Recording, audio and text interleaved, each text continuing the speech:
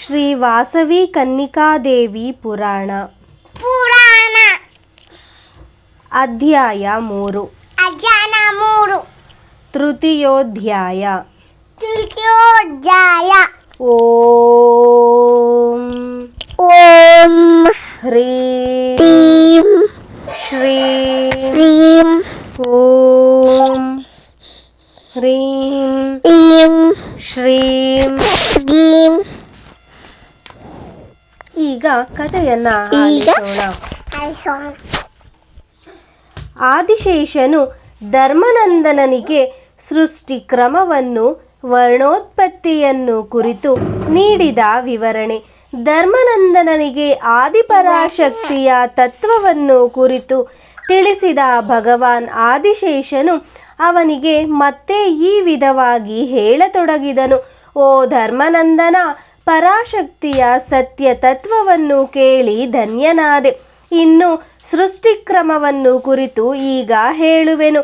ಸಾವಧಾನದಿಂದ ಶ್ರವಣ ಮಾಡು ವತ್ಸ. ಸೃಷ್ಟಿಗಿಂತ ಮೊದಲು ಆತ್ಮಸ್ವರೂಪಿಣಿಯಾದ ದೇವಿಯೇ ಇದ್ದಳು. ಆತ್ಮಕ್ಕಿಂತ ಬೇರಾದ ಮತ್ತಾವುದೂ ಇರಲಿಲ್ಲ. ಆ ಆತ್ಮರೂಪವೇ ಪರಮಾತ್ಮ. ಅದೇ ಚಿತ್ ಎಂದು, ಸಂವಿತ್ ಎಂದು, ಪರಬ್ರಹ್ಮವೆಂದು ಹಲವು ವಿಧನಾಮಗಳಿಂದ ಹೇಳಲ್ಪಟ್ಟಿದೆ. ಆ ಆತ್ಮವು ಮಾತು ಮನಸ್ಸುಗಳಿಗೆ ಎಟುಕುವುದಿಲ್ಲ. ಕೇವಲ ಶ್ರುತಿ ಪ್ರಾಮಾಣ್ಯದಿಂದಲೇ ತಿಳಿಯುವಂಥದ್ದು. ಅದರೊಡನೆ ಹೋಲಿಸಬಹುದಾದ ಎರಡನೆಯ ವಸ್ತುವು ಜಗತ್ತಿನಲ್ಲಿಲ್ಲ. ಇರುವಿಕೆ, ಹುಟ್ಟುವಿಕೆ, ಬೆಳೆಯುವಿಕೆ, ಬದಲಿಸುವಿಕೆ, ಕ್ಷಯಿಸುವಿಕೆ, ನಶಿಸುವಿಕೆ ಎಂಬ ಷಡ್ವಿಕಾರಗಳಿಲ್ಲದಿರುವುದು ಆತ್ಮ. ಅದನ್ನೇ ಸಮಸ್ತ ವೇದಶಾಸ್ತ್ರಗಳು ಅವ್ಯಾಕೃತವೆಂದು, ಅವ್ಯಕ್ತವೆಂದು, ಸಮಸ್ತ ಕಾರಣಗಳಿಗೆ ಕಾರಣವೆಂದು, ಆದಿತತ್ವವೆಂದು, ಸಚ್ಚಿದಾನಂದ ರೂಪವೆಂದು ತಿಳಿಸಿಕೊಟ್ಟಿವೆ. ಆದಿಪರಾಶಕ್ತಿಯಾದ ನಿರ್ಗುಣ ರೂಪವೆಂದು ತಿಳಿಯಲಾಗುವುದು. ಶುದ್ಧ ಚೈತನ್ಯವಾದ ಆ ದೇವಿಯು ಮಾಯೆಯ ಒಂದಾಗುವಿಕೆಯಿಂದ ಸೃಷ್ಟಿಗೆ ನಿಮಿತ್ತ ಕಾರಣಳಾಗಿರುವಳು. ಹೀಗೆ ಮಾಯಾಸಹಿತವಾದ ಪರಾಶಕ್ತಿಯು ಸಗುಣರೂಪಿಯಾಗಿ ವಿರಾಜಿಸುವಳೆಂದು ತಿಳಿಯಲಾಗುವುದು. ಸಮಸ್ತ ಪ್ರಾಣಿಗಳ ಕರ್ಮಗಳೆಲ್ಲ ಬೀಜ ರೂಪದಲ್ಲಿ ಎಲ್ಲಿರುವವೋ, ಇಚ್ಛೆ, ಜ್ಞಾನ, ಕ್ರಿಯೆಗಳಿಗೆ ಯಾವುವು ಆಧಾರವಾಗುವುದೋ ಆ ಸರ್ವಸಾಕ್ಷಿಯಾದ ಆದಿತತ್ವವಾದ ಸಗುಣ ಪರಾಶಕ್ತಿಯಿಂದ ಶಬ್ದಗುಣದ ಆಕಾಶವು ಒದಗಿಸಿತು. ಆ ಆಕಾಶದಿಂದ ಸ್ಪರ್ಶಗುಣದ ವಾಯು ಜಯಿಸಿತು. ಆ ವಾಯುವಿನಿಂದ ರೂಪವಾದ ತೇಜಸ್ಸು ಅಂದರೆ ಅಗ್ನಿ ಪ್ರಭವಿಸಿತು. ಆ ತೇಜಸ್ಸಿನಿಂದ ರಸಗುಣದ ಜಲವು ಉದಯಿಸಿತು. ಅನಂತರ ಆ ಜಲದಿಂದ ಗಂಧ ಗುಣಾತ್ಮಕವಾದ ಪೃಥ್ವಿಯು ಜನಿಸಿತು. ಶಬ್ದ, ಸ್ಪರ್ಶ, ರೂಪ, ರಸ, ಗಂಧಗಳೆಂಬ ಸೂಕ್ಷ್ಮಭೂತಗಳು ಪಂಚಾತನ್ಮಾತ್ರೆಗಳೆಂದು ಕರೆಯಲ್ಪಡುವವು. ಆ ಸೂಕ್ಷ್ಮಭೂತಗಳಾದ ತನ್ಮಾತ್ರೆಗಳಿಂದ ಏರ್ಪಟ್ಟ ಆಕಾಶ, ವಾಯು, ಅಗ್ನಿ, ಜಲ, ಪೃಥ್ವಿ ಎಂಬ ಪಂಚಭೂತಗಳ ಕಾರ್ಯವಾಗಿ ಈ ಅನಂತ ವಿಶ್ವವು ಮೈತಳೆದಿದೆ. ಅನಂತವಾದ ಈ ವಿರಾಟ್ ವಿಶ್ವವೇ ಪರಬ್ರಹ್ಮಶಕ್ತಿಯಾದ ದೇವಿಗೆ ಸ್ಥೂಲ ದೇಹವಾಯಿತು. ಈ ವಿರಾಟ್ ವಿಶ್ವರೂಪವನ್ನೇ ವಿರಾಟ್ ಬ್ರಹ್ಮವೆಂದು, ವಿರಾಟ್ ಪುರುಷನೆಂದು ವೇದಾಂತಿಗಳು ಹೇಳುತ್ತಿರುವರು. ಈ ವಿರಾಟ್ ಪುರುಷನ ದೇಹದ ಸರ್ವಾಂಗಗಳಾದ ಜಡ ಚೇತನಮಯವಾದ ಸಮಸ್ತ ಜಗತ್ತುಗಳು ಪ್ರಭವಿಸಿದವು. ಈ ವಿಶ್ವರೂಪಿಯ ಮನಸ್ಸಿನಿಂದ ಚಂದ್ರನು, ನೇತ್ರಗಳಿಂದ ಸೂರ್ಯನು, ನಾಭಿಯಿಂದ ಅಂತರಿಕ್ಷವು, ಶಿರಸ್ಸಿನಿಂದ ಆಕಾಶವು, ಪಾದಗಳಿಂದ ಭೂಮಿಯು, ಕರ್ಣಗಳಿಂದ ದಿಕ್ಕುಗಳು ಉಂಟಾದವೆಂದು ಭೂತರಾಶಿಯೊಡಗೂಡಿದ ಈ ವಿಶ್ವವೆಲ್ಲ ದೇವಿಯ ಸ್ಥೂಲ ರೂಪವಾದ ವಿರಾಟ್ ಪುರುಷನಲ್ಲಿ ಒಂದು ಪಾದವಾಗಿದೆ ಎಂದು, ಮಿಕ್ಕ 3 ಪಾದಗಳ ಭಾಗವು ಅಮೃತ ಸ್ವರೂಪವಾದ ಸ್ವಯಂ ಜ್ಯೋತಿಯಾಗಿ ಬೆಳಗುತ್ತಿದೆ ಎಂದು ವೇದಗಳು ಅಭಿವರ್ಣಿಸಿವೆ. ಈ ಜಗತ್ತಿನ ಸೃಷ್ಟಿ ಸ್ಥಿತಿ ಲಯಗಳೆಂಬ ಕಾರ್ಯಗಳನ್ನು ನಿರ್ವಹಿಸುವುದಕ್ಕಾಗಿ ಚತುರ್ಮುಖ ಬ್ರಹ್ಮ, ಮಹಾವಿಷ್ಣು, ಈಶ್ವರ ಎಂಬ ತ್ರಿಮೂರ್ತಿಗಳನ್ನು ಪರಾಶಕ್ತಿಯು ಸೃಜಿಸಿದಳು.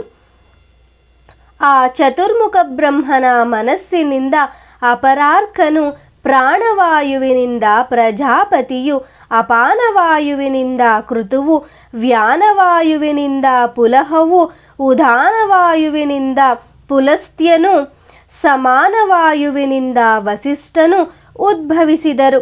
ಆ ಬ್ರಹ್ಮನ ಎಡಭಾಗದಿಂದ ಸ್ತ್ರೀಯರು, ಬಲಭಾಗದಿಂದ ಪುರುಷರು ಆವಿರ್ಭವಿಸಿದರು. ಅವರೆಲ್ಲರೂ ಬ್ರಹ್ಮನ ಆಜ್ಞೆಯಿಂದ ಕರ್ಮಭೂಮಿಯಾದ ಭೂಲೋಕವನ್ನು ಸೇರಿದರು. ಲೋಕಪಿತಾಮಹನಾದ ಆ ಬ್ರಹ್ಮನು ಸಕಲ ಪ್ರಾಣಿಗಳಿಗೆ ಅವರವರಿಗೆ ಯೋಗ್ಯವಾದ, ಅವರವರಿಗೆ ಉಚಿತವಾದ ಜೀವನಾಧಾರಗಳನ್ನು, ನಿಯಮಗಳನ್ನು, ನಾನಾ ವಿಧ ದೇಶಗಳನ್ನು ಕಲ್ಪಿಸಿದರು. ಅನಂತರ ಬ್ರಹ್ಮನು ತನ್ನ ಅವಯವ ಭೇದಗಳಿಂದ ಋಷಿಗಳಿಗೆ ಋಗ್, ಯಜುರ್, ಸಾಮ, ಅಥರ್ವಣಗಳೆಂಬ 4 ವೇದಗಳನ್ನು ಪ್ರಸಾದಿಸಿದನು. ಪ್ರಳಯ ಪೂರ್ವದ ಜನ್ಮಗಳ ಸಂಸ್ಕಾರ ಬಲದಿಂದ ಮನನಶೀಲರಾದ ಆ ಮಹರ್ಷಿಗಳು ಮಾನವ ಸಮಾಜಕ್ಕೆ ಪ್ರಾಥಮಿಕ ಅಗತ್ಯಗಳಾದ ಆಹಾರ ಪದಾರ್ಥಗಳನ್ನು ಉದಾತ್ತ ವಿಧಾನದಲ್ಲಿ ಹೊಂದುವುದಕ್ಕೆ ಅನುವಾದ, ವ್ಯವಸಾಯ, ಪಶುಪಾಲನೆ, ವಸ್ತುಗಳ ವಿನಿಮಯ ರೂಪವಾದ ವಾಣಿಜ್ಯಗಳನ್ನು, ವೈದಿಕ ಕರ್ಮಗಳನ್ನು ಕಂಡುಕೊಂಡು ಋಗ್ವೇದದ ಮುಖೇನ ಅಂದಿನ ಸಮಾಜಕ್ಕೆ ಪ್ರಬೋಧಿಸಿದನು. ಆ ಕರ್ಮಗಳಲ್ಲಿ ಪ್ರವೇಶಿಸಿದವರು ವಿಷಗಣಗಳೆಂದು ಕರೆಯಲ್ಪಟ್ಟರು. ತದನಂತರ ಆ ವಿಷಗಣಗಳವರೇ ವೈಶ್ಯವರ್ಣದವರಾಗಿ ರೂಪ ತಾಳಿದರು. ಅನಂತರ ದೇಶವನ್ನು, ಧರ್ಮ, ಕರ್ಮೋಪಾಯಗಳನ್ನು ಮಹರ್ಷಿಗಳು ದರ್ಶಿಸಿ ಯಜುರ್ವೇದಾದಿಗಳ ಮೂಲಕ ಸಮಾಜಕ್ಕೆ ಬೋಧಿಸಿದರು. ಆ ವೈದಿಕ ಧರ್ಮಗಳಲ್ಲಿ ಪ್ರವೇಶಿಸಿದವರು ರಾಜನ್ಯ ಗುಣಗಳಾಗಿ ಕರೆಯಲ್ಪಟ್ಟು ಅನಂತರ ಕ್ಷತ್ರಿಯ ವರ್ಣದವರಾಗಿ ರೂಪ ಹೊಂದಿದರು.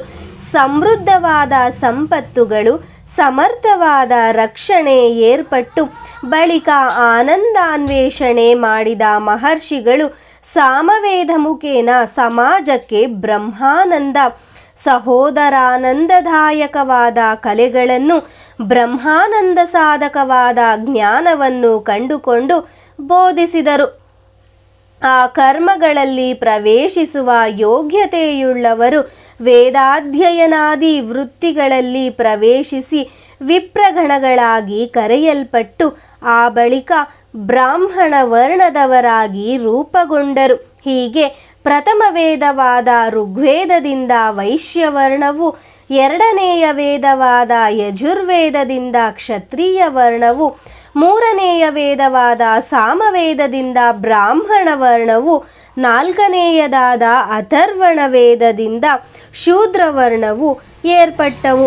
ಆದ್ದರಿಂದಲೇ ಶ್ರುತಿಯು ಋಗ್ಭ್ಯೋ ಜಾತಂ ವೈಶ್ಯವರ್ಣಮಾಹೋ ಯಜುರ್ವೇದಂ ಕ್ಷತ್ರಿಯಸ್ಯಾಹುರ್ಯೋನಿಂ ಸಾಮವೇದೋ ಬ್ರಾಹ್ಮಣಾನಾಂ ಪ್ರಸೂತಿಃ ಪೂರ್ವೇಭ್ಯೋ ವಚ ಏತದೂಚುಃ ಎಂದು ತಿಳಿಸಿಕೊಟ್ಟಿದೆ.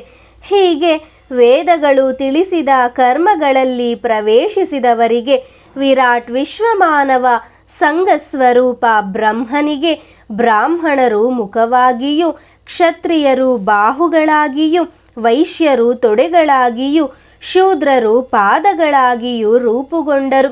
ಈ ವಿಷಯವೇ ಋಗ್ಯಜುರ್ವೇದಗಳಲ್ಲಿ ಬ್ರಾಹ್ಮಣೋಶ್ಚ ಮುಖಮಾಸೀತ್ ಬಾಹುರಾಜನ್ಋಕೃತಃ ಉರೂತದಸ್ಯ ಯದ್ವೈಶ್ಯಃ ಪದ್ಭ್ಯಾಘಗ್ ಶೂದ್ರೋ ಅಜಾಯತ ಎಂದು ಅಲಂಕಾರಿಕವಾಗಿ ಹೇಳಲ್ಪಟ್ಟಿದೆ.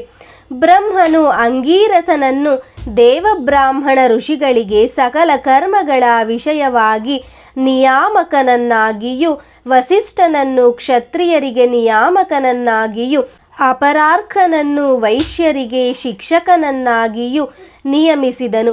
ಭುವಿಯಲ್ಲಿ ಅಂಗೀರಸ ಮಹರ್ಷಿಗಳು ಬ್ರಾಹ್ಮಣರಿಗೆ ವೇದವಿಹಿತ ಕರ್ಮಗಳನ್ನು, ಶ್ರೌತ ಸ್ಮಾರ್ತ ಕರ್ಮಗಳನ್ನು, ಬಹುವಿಧ ಯಜ್ಞಗಳನ್ನು ಚೆನ್ನಾಗಿ ಅರುಹಿದರು. ಬ್ರಹ್ಮರ್ಷಿ ವಸಿಷ್ಠರು ರಾಜ ಪ್ರಜಾಧರ್ಮಗಳನ್ನು, ಪ್ರಜಾ ಪರಿಪಾಲನಾ ಪದ್ಧತಿಗಳನ್ನು, ರಕ್ಷಣಾ ವಿಧಗಳನ್ನು ಕ್ಷತ್ರಿಯರಿಗೆ ಸಮುಚಿತವಾಗಿ ಬೋಧಿಸಿದರು. ಅಪರಾರ್ಧ ಮಹರ್ಷಿಗಳು ಸಕಲ ವಸ್ತುಗಳ ಪರಿಜ್ಞಾನವನ್ನು, ಕ್ರಯ ವಿಕ್ರಯಗಳಲ್ಲಿ ಕುಶಲತೆಯನ್ನು, ಧರ್ಮಾಧರ್ಮ ವಿಚಕ್ಷಣತೆಯನ್ನು, ಯಜ್ಞಾಚರಣೆಯನ್ನು, ದ್ವಿಜಾನುಸರಣೆಯನ್ನು, ಸತ್ಯವ್ರತಾದಿಗಳನ್ನು ವೈಶ್ಯರಿಗೆ ಬೋಧಿಸಿದರು.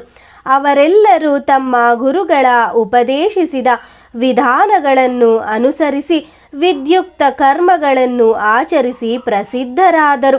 ಶೂದ್ರರು ಸಮಾಜಕ್ಕೆ ಅಧಿಕವಾದ ಶುಶ್ರೂಷೆಯನ್ನು ಮಾಡುತ್ತಾ ಕಾಂಡಪುಷ್ಟರೆಂದು ಕರೆಯಲ್ಪಡುತ್ತಾ ಪ್ರತಿಷ್ಠೆ ಹೊಂದಿದರು. ಬ್ರಹ್ಮಪುತ್ರರಾದ ಅಂಗೀರಸು, ವಸಿಷ್ಠ, ಅಪರಾರ್ಕ ಮೊದಲಾದ ಮಹರ್ಷಿಗಳು ಚತುರ್ವರ್ಣದವರಿಗೆ ಗೋತ್ರಪ್ರವರಗಳನ್ನು ನಿರ್ಮಿಸಿ ಗೃಹ್ಯ ಸೂತ್ರೋಕ್ತ ವಿಧಾನಗಳಿಂದ ಉಪನಯನಾದಿ ಸಂಸ್ಕಾರಗಳನ್ನು ಮಾಡಿಸಿ ಅವರಿಂದ ಷಡಂಗಯುಕ್ತವಾದ ಮತ್ತು ಲಕ್ಷಣಯುಕ್ತವಾದ ವೇದಗಳ ಅಧ್ಯಯನವನ್ನು ಮಾಡಿಸಿದರು. ಅವರವರ ಗುಣಕರ್ಮ ಸ್ವಭಾವಗಳನ್ನು ಅನುಸರಿಸಿ ಗೋತ್ರಪ್ರವರಾದಿ ಭೇದಗಳನ್ನೆಣಿಸಿ ಸ್ತ್ರೀ ಪುರುಷರಿಗೆ ವಿವಾಹ ಕೃತುಗಳನ್ನು ಮಾಡಿಸಿದರು.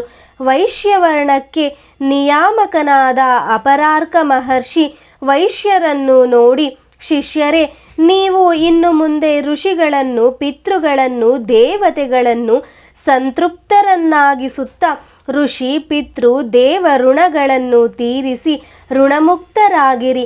ಪರಿಶುದ್ಧವಾದ ಗೋರಕ್ಷಣೆ, ಸತ್ಯ ನೀತಿಯುತವಾದ ವ್ಯಾಪಾರ, ನ್ಯಾಯಬದ್ಧವಾದ ಲೇವಾದೇವಿ, ಸಮುಚಿತವಾದ ಕೃಷಿ, ನವರತ್ನಗಳ ಕ್ರಯ ವಿಕ್ರಯ, ವಾಣಿಜ್ಯ ಮೊದಲಾದ ಲೌಕಿಕ ಕರ್ಮಗಳನ್ನು, ದಾನ ಯಜನಾಧ್ಯಯನಾದಿ ಪರಲೌಕಿಕ ಕರ್ಮಗಳನ್ನು ಆಚರಿಸುತ್ತಾ ಆದರ್ಶವಾದ ವರ್ಣಾಶ್ರಮ ವಿಧಾನಗಳನ್ನು ಅನುಸರಿಸುತ್ತಾ ಲೋಕ ಕಲ್ಯಾಣಕಾರಿಗಳಾಗಿ ಎಂದು ಬೋಧಿಸಿದರು. ವೈಶ್ಯರಿಗೆ ಬ್ರಹ್ಮನಿಂದ ಶ್ರೇಷ್ಠವೆಂಬ ಬಿರುದು ಪ್ರಧಾನ. ಆ ಕಾಲದ ಸ್ವಭಾವ ಪ್ರಭಾವಗಳಿಂದ ಸಮಸ್ತ ಜನರು ಸಮಸ್ತ ಲೋಕಗಳಲ್ಲಿ ಸಂಚರಿಸುತ್ತಿದ್ದರು. ಅಂದು ಸಕಲ ಜನರು ಸತ್ಯಸಂಧರು, ದೀರ್ಘಾಯುಷಿಗಳು, ಅತ್ಯಂತ ಶಕ್ತಿ ಸಂಪನ್ನರು. ಅವರು ಬ್ರಹ್ಮದೇವನ ಅಣತಿಯ ಮೇರೆಗೆ ಸೃಷ್ಟಿಯ ಅಭಿವೃದ್ಧಿಗಾಗಿ ಶ್ರಮಿಸತೊಡಗಿದರು. ಹೀಗಿರಲು ಒಮ್ಮೆ ಬ್ರಾಹ್ಮಣರು, ಕ್ಷತ್ರಿಯರು, ವೈಶ್ಯರು ಬ್ರಹ್ಮನ ದರ್ಶನಕ್ಕಾಗಿ ಸತ್ಯಲೋಕಕ್ಕೆ ಹೋದರು. ಆ ಸಮಯದಲ್ಲಿ ಲೋಕೇಶ್ವರನಾದ ಬ್ರಹ್ಮನು ಅವರವರ ಗೋತ್ರಾಭಿವೃದ್ಧಿಯನ್ನು, ಜನಸಂಖ್ಯಾಭಿವೃದ್ಧಿಯನ್ನು ತಿಳಿಸಿಕೊಡಿರೆಂದು ಆದೇಶಿಸಿದನು. ಆಗ ದುರ್ವಾಸ ಮಹರ್ಷಿಯು, ಓ ಪಿತಾಮಹ, ನಮ್ಮ ಬ್ರಾಹ್ಮಣರಲ್ಲಿ ಈಗ 109 ಗೋತ್ರಗಳು, 18 ಗಣಗಳು ಪ್ರಸಿದ್ಧವಾಗಿವೆ ಎಂದು ಹೇಳಿದನು. ಕ್ಷತ್ರಿಯ ನಾಯಕನಾದ ಧನಂಜಯನೆಂಬ ರಾಜನು ಎದ್ದು, ಓ ವಿಧಾತ, ನಮಗೆ 7 ಗೋತ್ರಗಳು, 1 ಗಣ ಏರ್ಪಟ್ಟಿದೆ ಎಂದು ತಿಳಿಸಿದನು. ಬಳಿಕ ವೈಶ್ಯನಾಯಕನಾದ ಸೋಮದತ್ತನು ನಿಂತು, ಬ್ರಹ್ಮದೇವ, ನಾವು 714 ಗೋತ್ರದವರು, 102 ಗಣದವರಾದೆವು ಎಂದು ಭಿನ್ನವಿಸಿದನು. ಆಗ ಬ್ರಹ್ಮನು ವೈಶ್ಯರ ಗೋತ್ರಾಧಿಕ್ಯಕ್ಕೆ ಸಂತೋಷಿಸಿ, ಮಕ್ಕಳೇ, ನೀವು ಪ್ರಜಾ ಸೃಷ್ಟಿಯನ್ನು ಅಭಿವೃದ್ಧಿಗೊಳಿಸುವುದರಲ್ಲಿ ಶ್ರೇಷ್ಠತ್ವವನ್ನು ಸಾಧಿಸಿದಿರಿ. ಆದ್ದರಿಂದ ಇನ್ನು ಮುಂದೆ ಶ್ರೇಷ್ಠರು ಎಂಬ ಹೆಸರನ್ನು ಹೊಂದಿರಿ ಎಂದು ಹೇಳಿ ವೈಶ್ಯರನ್ನು ಆಶೀರ್ವದಿಸಿದನು. ಬಳಿಕ ಸರ್ವ ಜನರು ಬ್ರಹ್ಮದೇವನನ್ನು ಪೂಜಿಸಿ ಭೂಲೋಕಕ್ಕೆ ಹೊರಟು ಹೋದರು. ಎಲ್ಲರೂ ಸಮಸ್ತ ಸುಖ ಸಂಪದಗಳಿಂದ ಶಾಂತಿಯಿಂದ ಜೀವಿಸುತ್ತಾ ಸಾಗಿದರು ಎಂದು ಕಾರಣಾಂತರಂಗನಾದ ಆದಿಶೇಷನು ಧರ್ಮನಂದನನಿಗೆ ಯುಗಕಾಲಾದಿಗಳ ಜ್ಞಾನವನ್ನು ಪರತತ್ವಜ್ಞಾನವನ್ನು ಪರಾಶಕ್ತಿ ಸಂಕಲ್ಪಾನುಸಾರ ಬ್ರಹ್ಮನಿಂದ ಉಂಟಾದ ಸಮಸ್ತ ಸೃಷ್ಟಿ ಕ್ರಮವನ್ನು ವರ್ಣವ್ಯವಸ್ಥೆಯನ್ನು ಸಂಕ್ಷಿಪ್ತವಾಗಿ ಅರುಹಿಸಿದನು. ಆ ಅದ್ಭುತ ವಿಷಯವನ್ನು ಕೇಳಿದ ಧರ್ಮನಂದನನು ಆನಂದ ಪರವಶನಾಗಿ ಆದಿಶೇಷನೊಡನೆ, ಓ ದಯಾನಿಧಿ ದೇವದೇವ, ನಿನ್ನ ಕೃಪೆಯಿಂದ ಸನಾತನವೂ ಮಹತ್ತರವೂ ಆದ ಜ್ಞಾನವನ್ನು ಹೊಂದಿದವನಾದೆ. ಸೃಷ್ಟಿ ರಹಸ್ಯವೆಲ್ಲ ನಿನ್ನಿಂದ ಹೇಳಲ್ಪಟ್ಟಿತು.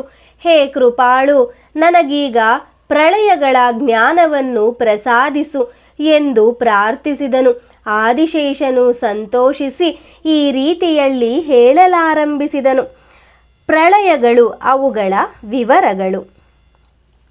ಓ ಧರ್ಮನಂದನ, ನೀನು ಕೇಳಿದ ವಿಷಯವನ್ನು ಸಂಕ್ಷಿಪ್ತವಾಗಿ ತಿಳಿಸುತ್ತಿದ್ದೇನೆ, ಶ್ರದ್ಧೆಯಿಂದ ಆಲಿಸು.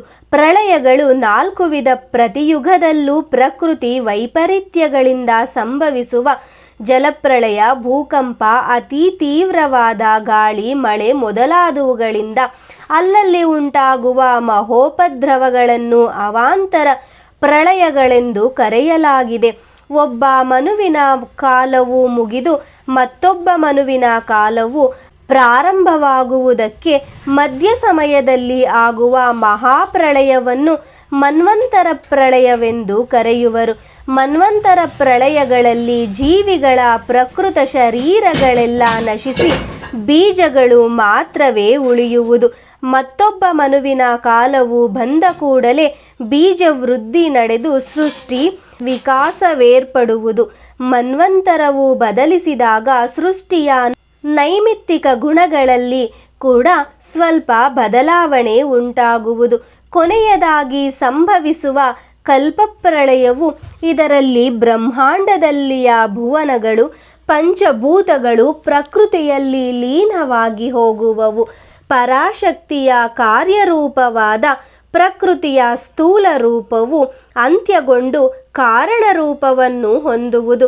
ಮತ್ತೆ ಮರುಕಲ್ಪವು ಪ್ರಾರಂಭವಾಗುವಾಗ ಯಥಾರೂಪದಂತೆ ಕ್ರಮ ಪರಿಣಾಮದಲ್ಲಿ ಸೃಷ್ಟಿಯು ನಡೆಯುವುದು. ಪ್ರಸ್ತುತ ಕಲ್ಪದಲ್ಲಿ ಸೃಷ್ಟಿ ನಡೆದ ತರುವಾಯ ಸ್ವಯಂಭುವ, ಸ್ವಾರೋಚಿಷ, ಉತ್ತಮ, ತಾಮಸ, ರೈವತ, ಚಾಕ್ಷುಷಗಳೆಂಬ 6 ಮನ್ವಂತರಗಳು ಕಳೆದು ಹೋಗಿವೆ. ಪ್ರಸ್ತುತ ನಡೆಯುತ್ತಿರುವುದು ವೈವತ್ಸವ ಮನುವಿನ ಕಾಲವು. ಇದರ ತರುವಾಯ 7 ಮನ್ವಂತರಗಳು ನಡೆಯಬೇಕಾಗಿದೆ. ಈ 14 ಮನ್ವಂತರಗಳ ಕಾಲ ಸೇರಿ ಒಂದು ಬ್ರಹ್ಮಕಲ್ಪವಾಗುವುದು. 14ನೆಯ ಮನ್ವಂತರದ ಅಂತ್ಯದಲ್ಲಾಗುವ ಪ್ರಳಯವೇ ಕಲ್ಪಪ್ರಳಯ. ಮತ್ತೊಂದು ಮುಖ್ಯ ವಿಷಯವನ್ನು ಆಲಿಸು. ಈಗ ಗತಿಸಿ ಹೋದ ಮನ್ವಂತರವು ಜಲಪ್ರಳಯವು ಇದೇ ಪ್ರಳಯಗಳಿಗೆ ಸಂಬಂಧಿಸಿದ ಸಂಕ್ಷಿಪ್ತ ವಿವರಣೆಯು. ನೀನು ಸ್ವರ್ಗ, ಸೃಷ್ಟಿ, ಪ್ರತಿಸರ್ಗ, ಪ್ರಳಯಗಳ ವಿಷಯಗಳನ್ನು ಕೇಳಿ ಧನ್ಯನಾದೆ ಎಂದು ಆದಿಶೇಷನು ಧರ್ಮನಂದನನಿಗೆ ಹೇಳಿದನು. ಇಲ್ಲಿ ಹೀಗಿರಲು ಅಲ್ಲಿ ವ್ಯಚನ ಮಹರ್ಷಿಗಳು ಆಶ್ರಮದಲ್ಲಿ ಚಿಂತಾಕ್ರಾಂತರಾಗಿರುತ್ತಾರೆ. ಪುಷ್ಪ ಸಮಿದೆಗಳಿಗಾಗಿ ಅಡವಿಗೆ ಹೋದ ಧರ್ಮನಂದನನು ಆಶ್ರಮಕ್ಕೆ ಹಿಂದಿರುಗಿ ಬಾರದಿದ್ದರಿಂದ ಚ್ಯವನರು ಧರ್ಮನಂದನನನ್ನು ತನ್ನ ಶಿಷ್ಯಗಣಗಳಿಂದ ಅರಣ್ಯದಲ್ಲೆಲ್ಲ ಹುಡುಕಿಸಿದರು. ಏನೂ ಪ್ರಯೋಜನವಾಗಲಿಲ್ಲ. ಧರ್ಮನಂದನನ ಸಹಪಾಠಿಗಳು ನಿದ್ರಾಹಾರಗಳನ್ನು ತೊರೆದು ಧರ್ಮನಂದನನಂತಹ ಉತ್ತಮ ಮಿತ್ರನಿಲ್ಲದ ತಮ್ಮ ಜೀವನವೇಕೆಂದು ವಿರಕ್ತರಾಗಿ ದುಃಖಿಸತೊಡಗಿದರು. ಆ ಬಳಿಕ ಭಾರ್ಗವಚ್ಯವನರಿಂದ ನಡೆದ ವೃತ್ತಾಂತವನ್ನು ತಿಳಿದುಕೊಂಡ ಧರ್ಮಶ್ರೇಷ್ಠಿ ದಂಪತಿಗಳು ಬಿಕ್ಕಿ ಬಿಕ್ಕಿ ಅಳುತ್ತಾ ಚ್ಯವನಾಶ್ರಮವನ್ನು ಸೇರಿಕೊಂಡರು. ಚ್ಯವನ ಮಹರ್ಷಿ ಅವರಿಗೆ ಸಮಾಧಾನ ಹೇಳಿ ತಪ್ಪಿಹೋದ ಪುತ್ರನನ್ನು ಮತ್ತೆ ಪ್ರಸಾದಿಸೆಂದು ದೈವದಲ್ಲಿ ಪ್ರಾರ್ಥಿಸುತ್ತಾ ಅಪೂರ್ವವಾದ ಕನ್ಯಕಾವ್ರತವನ್ನು ಆಚರಿಸಿ ಎಂದು ಉಪದೇಶಿಸಿದರು. ಪರಾಶಕ್ತಿಯಾದ ಆದಿಕನ್ನಿಕೆಯ ಮಹಾವ್ರತ ದೀಕ್ಷೆಯನ್ನು ಹೊಂದಿದ ಧರ್ಮನಂದನನ ತಾಯಿ ತಂದೆಗಳು ಶಾಸ್ತ್ರೋಕ್ತ ವಿಧಿಯಂತೆ ಏಕಾಗ್ರಚಿತ್ತರಾಗಿ ವ್ರತವನ್ನು ಆಚರಿಸಲು ಮೊದಲು ಮಾಡಿದರು. ವ್ರತ ಸಮಾಪ್ತಿಯ ಸಮಯವು ಹತ್ತಿರವಾಯಿತು. ಅಲ್ಲಿ ರಸಾತಲದಲ್ಲಿ ಧರ್ಮನಂದನನಿಗೆ ಸಮಸ್ತ ಜ್ಞಾನವನ್ನು ಪ್ರಸಾದಿಸಿದ ಆದಿಶೇಷನು ಚ್ಯವನಾಶ್ರಮದಲ್ಲಿಯ ಪರಿಸ್ಥಿತಿಯನ್ನು ದಿವ್ಯ ದೃಷ್ಟಿಯಿಂದ ನೋಡಿ ಧರ್ಮನಂದನನೊಡನೆ, ಸುಕುಮಾರ, ನಿನ್ನನ್ನು ಕಾಣದೆ ಬಲು ಶೋಕಿಸುತ್ತಿರುವ ನಿನ್ನ ಮಾತಾಪಿತರು ನಿನ್ನ ಗುರುವಿನ ಉಪದೇಶಾನುಸಾರ ಆದಿಕನ್ಯಾದೇವಿಯ ಮಹಾವ್ರತವನ್ನ ಆಚರಿಸುತ್ತಿದ್ದಾರೆ. ನೀನು ಶೀಘ್ರವಾಗಿ ನಿನ್ನ ಜನನಿ ಜನಕರ ಬಳಿ ಸಾರಿ ಅವರಿಗೆ ಮನಃಶಾಂತಿಯನ್ನು ಉಂಟು ಮಾಡಬೇಕಾಗಿದೆ ಎಂದು ಹೇಳಿ ಲೋಕಾಧಾರಕನಾದ ಆ ಅನಂತನು ತನ್ನ ಸಂಕಲ್ಪ ಪ್ರಭಾವದಿಂದ ಆ ಮರುಕ್ಷಣವೇ ಧರ್ಮನಂದನನು ತನ್ನ ತಂದೆ ತಾಯಿಗಳ ಬಳಿ ಸೇರುವಂತೆ ಮಾಡಿದನು. ವ್ರತ ಸಮಾಪ್ತಿ ಸಮಯಕ್ಕೆ ಆಕಸ್ಮಿಕವಾಗಿ ಆಗಮಿಸಿದ ಪುತ್ರನನ್ನು ಕಂಡು ಅವರ ತಂದೆ ತಾಯಿಗಳು ಪ್ರಿಯ ಶಿಷ್ಯನನ್ನು ಕಂಡ ಚ್ಯವನರು ಆಶ್ರಮವಾಸಿಗಳು ಆಶ್ಚರ್ಯಾನಂದದಲ್ಲಿ ಮುಳುಗಿದರು. ಚೂಡಾಮಣಿ ದಂಪತಿಗಳು ವ್ರತ ಸಮಾಪ್ತಿ ಮಾಡಿ ದೇವಿಯ ಚರಣಗಳಿಗೆ ಪ್ರಮಾಣವೆಸಗಿ, ಓ ಪರಾಂಬಿಕೆ, ನಿನ್ನ ವ್ರತಾಚರಣೆಯ ಪ್ರಭಾವದಿಂದ ನಾವು ನಮ್ಮ ಪುತ್ರನನ್ನು ಮತ್ತೆ ಹೊಂದಿದೆವು. ನಿನ್ನ ಮಹಿಮೆಯು ಅಪಾರವು, ನಿನ್ನ ಲೀಲೆಗಳು ಅನಂತವು. ಸರ್ವಕಾಲಗಳಲ್ಲೆಲ್ಲ ನಮ್ಮ ಹೃದಯಗಳಲ್ಲಿ ನಿನ್ನ ಬಗ್ಗೆ ಅಚಲ ಭಕ್ತಿಯು ನೆಲೆಸುವಂತೆ ಅನುಗ್ರಹಿಸು ಎಂದು ಪ್ರಾರ್ಥಿಸಿದರು. ಅನಂತರ ಧರ್ಮನಂದನನಿಂದ ಅಲ್ಲಿ ನಡೆದ ವೃತ್ತಾಂತವನ್ನೆಲ್ಲ ಸವಿಸ್ತಾರವಾಗಿ ಕೇಳಿ ಗುರುಗಳಾದ ಚ್ಯವನ ಮಹರ್ಷಿಗಳು ಹರ್ಷ ಪುಳಕಾಂಕಿತ ಶರೀರಿಗಳಾಗಿ, ಬಾಲಕ ಧರ್ಮನಂದನ, ನಿನ್ನ ತ್ಯಾಗದ ಮಹಿಮೆಯು ಅನ್ಯರಿಗೆ ಅಸಾಧ್ಯವು. ಸಾಕ್ಷಾತ್ತಾಗಿ ಭಗವಾನ್ ಆದಿಶೇಷನಿಂದ ಸಮಸ್ತ ಜ್ಞಾನ ರಹಸ್ಯಗಳನ್ನು ಗ್ರಹಿಸಿದ ನಿನ್ನಂಥ ಭಾಗ್ಯಶಾಲಿ ಪುತ್ರನನ್ನು ಪಡೆದ ನಿನ್ನ ತಂದೆ ತಾಯಿಗಳು ಧನ್ಯರು. ನಿನ್ನನ್ನು ಶಿಷ್ಯನನ್ನಾಗಿ ಹೊಂದಿದ ನಾನು ಕೂಡ ಎಷ್ಟೋ ಅದೃಷ್ಟವಂತನು. ನಿನ್ನ ಜನ್ಮದಿಂದ ವೈಶ್ಯವಂಶವೇ ಪುನೀತವಾಯಿತು. ಜ್ಞಾನಪುಂಜದಂತೆ ಪ್ರಕಾಶಿಸುತ್ತಿರುವ ನಿನಗೆ ಇನ್ನು ಬೋಧಿಸಬೇಕಾದ್ದೇನೂ ಇಲ್ಲ ಎಂದು ಹೇಳಿ ಅವನಿಗೆ ಸಮಾವರ್ತನ ಸಂಸ್ಕಾರವನ್ನು ನಡೆಸಿದರು. ಚೂಡಾಮಣಿ ದಂಪತಿಗಳು ಆ ಮಹರ್ಷಿಗೆ ಇಚ್ಛಿಸಿದ ಗುರುದಕ್ಷಿಣಾದಿಗಳನ್ನು ಸಮರ್ಪಿಸಿ ತನಯನನ್ನು ಕರೆದುಕೊಂಡು ತಮ್ಮ ನಗರಕ್ಕೆ ಹಿಂದಿರುಗಿದರು. ಆ ಧರ್ಮನಂದನನು ಆದಿಶೇಷನ ಕೃಪಾ ವಿಶೇಷದಿಂದ ತನಗೆ ಪ್ರಾಪ್ತಿಯಾದ ಅದ್ಭುತ ಜ್ಞಾನ ಸಂಪತ್ತನ್ನು ಎಲ್ಲರೊಡನೆ ಹಂಚಿಕೊಂಡು ತನ್ನ ಜೀವನದಲ್ಲಿ ಎಲ್ಲ ಭೋಗ ಭಾಗ್ಯಗಳನ್ನು ಅನುಭವಿಸಿ ವಿಶೇಷ ಪ್ರಖ್ಯಾತಿ ಹೊಂದಿದನು ಎಂದು ಪೌರಾಣಿಕೋತ್ತಮರಾದ ಸೂತ ಮುನಿಗಳು ಶೌನಕಾದಿ ಋಷಿಗಳಿಗೆ ವಿವರಿಸಿದ ಧರ್ಮನಂದನನ ಪವಿತ್ರ ಚರಿತ್ರೆಯನ್ನು ಸಾಲಂಕಾಯನರು ಮಣಿಗುಪ್ತಾದಿ ವೈಶ್ಯೋತ್ತಮರಿಗೆ ವಿವರಿಸಿ ತಿಳಿಸಿದರು ಎಂಬಲ್ಲಿಗೆ ಶ್ರೀ ವಾಸವಿ ಕನ್ನಿಕಾದೇವಿ ಪುರಾಣದ ತೃತೀಯೋಧ್ಯಾಯವು ಸಮಾಪ್ತವು.